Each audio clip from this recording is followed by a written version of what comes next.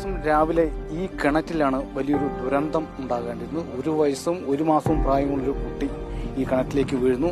ആ കുട്ടിയെ എടുക്കാനായിട്ട് മറ്റൊരു യുവതി അവിടേക്ക് ചാടുന്നു.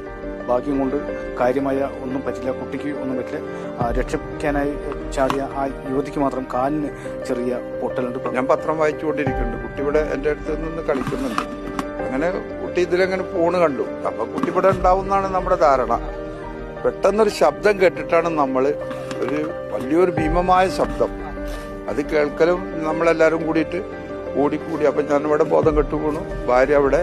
അത് കേട്ടിട്ടാണ് എൻ്റെ മോള്, ഇവിടെ പഠിക്കണ കുട്ടിയാണ്, എൻ്റെ നിലവിളിയും ഭാര്യയുടെയും കുട്ടിയുടെയും അമ്മയുടെയും നിലവിളി കേട്ട് ഓടി വന്നു. പെട്ടെന്ന് ഒരു ചാട്ടാണ്. സെക്കൻഡ് പോലും അവൾ ചിന്തിച്ചില്ല. അതിലെ കുട്ടി രണ്ടാമത്തെ മുങ്ങൽ അവളെടുത്തു. കാരണം അവളുടെ കാലിന് ഫ്രാക്ചർ പറ്റി. പെട്ടെന്ന് അവനെ എനിക്ക് എടുക്കണ കണ്ടപ്പോ പിന്നെ ഒന്നും ആലോചിച്ചില്ല. ആലോചിച്ചിരുന്നെങ്കിൽ